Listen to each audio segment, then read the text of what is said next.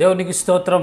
ప్రియమైన వారలారా, రక్షకుడును ప్రభు అయిన యేసుక్రీస్తు వారి నామంలో మీకు శుభములు వందనాలు తెలియజేస్తూ ఉన్నాం. దేవుడు మిమ్మలను, మీ బిడ్డలను, మీ కుటుంబములను దీవించి ఆశీర్వదించునుగాక. ఆమెన్. God bless you. దేవునికి స్తోత్రం. హల్లెలూయా. ప్రియమైన దేవుని పిల్లలారా, మన దేవునికి అనేక లక్షణాలు ఉన్నాయి. గుణ లక్షణాలు. పరిశుద్ధుడు, శక్తిమంతుడు, సత్యవంతుడు, సర్వాధికారి, సర్వమును సృజించినవాడు, ప్రేమామయుడు, దయామయుడు, కరుణామయుడు, పరలోకాన్ని ఇచ్చువాడు. అన్ని చాలా గుణ లక్షణాలు ఉన్నాయి. అయితే పరిశుద్ధ గ్రంథంలో 2 లక్షణాలు ఈ దినాన మనతో చెప్పి వాటి ద్వారా మనల్ని బలపరచాలని ఆయన ఉద్దేశించి ఉన్నాడు. చూద్దాము దేవుని యొక్క వాక్య భాగము. యోబు గ్రంథము 9వ అధ్యాయము 4వ వచనము. ఆయన మహావివేకి, అధిక బల సంపన్నుడు. దేవునికి స్తోత్రం. హల్లెలూయా. మన దేవుడు ఎవరండి? మహావివేకి, అధిక బల సంపన్నుడు అంట.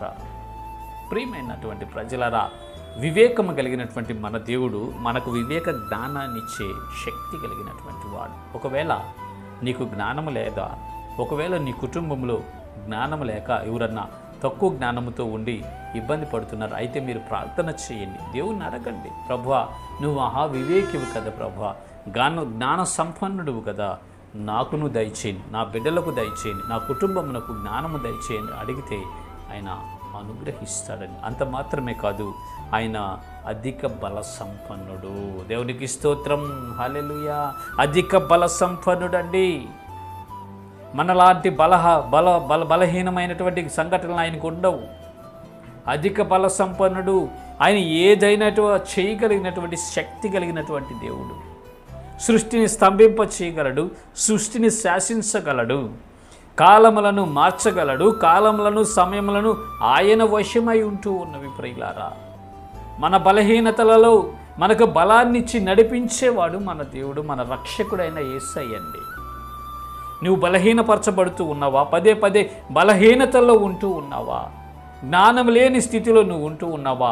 అయితే దేవుని నువ్వు వేడుకోగలిగితే, అయితే దేవుని యొద్దకు నీవు వచ్చి ఆయన చిత్తానికి నిన్ను నువ్వు అప్పగించుకొని, నీ ప్రవర్తన ఎంతటి ఉందో ఆయన అధికారానికి నువ్వు ఒప్పుకొని, ప్రభువా నేను బలహీనుడను, నాకు బలాన్ని దయచేయమని మీరు అడిగినప్పుడు, ప్రభువా నేను బుద్ధిహీనుడను, నాకు బుద్ధిని జ్ఞానమును దయచేయని నువ్వు అడిగినప్పుడు ఆయన మనకు వాటిని అనుగ్రహిస్తాడు. ఎందుకంటే ఆయన మహావివేకి, అధిక బల సంపన్నుడండి. ఆ అధిక బల సంపన్నుడే ఆయన మనకు శక్తినిస్తాడు, బలమునిచ్చి ఈ విశ్వాసయాత్రలో ముందుకు నడుచుటకు కృపనిస్తాడండి. అటు శారీరకంగాను బలపరుస్తాడు, ఇటు మానసికంగాను బలపరుస్తాడు, ఆత్మీయంగాను మనల్ని బలపరిచి ముందుకు నడిపిస్తాడండి. ఈ కుటుంబ జీవితంలో, ఈ సంఘ జీవితంలో, ఈ సమాజ జీవితంలో మనం ఉన్నాము కాబట్టి అనేక సార్లు కొన్నిసార్లు బలహీనతల్లో మనం పడిపోతూ ఉంటాం.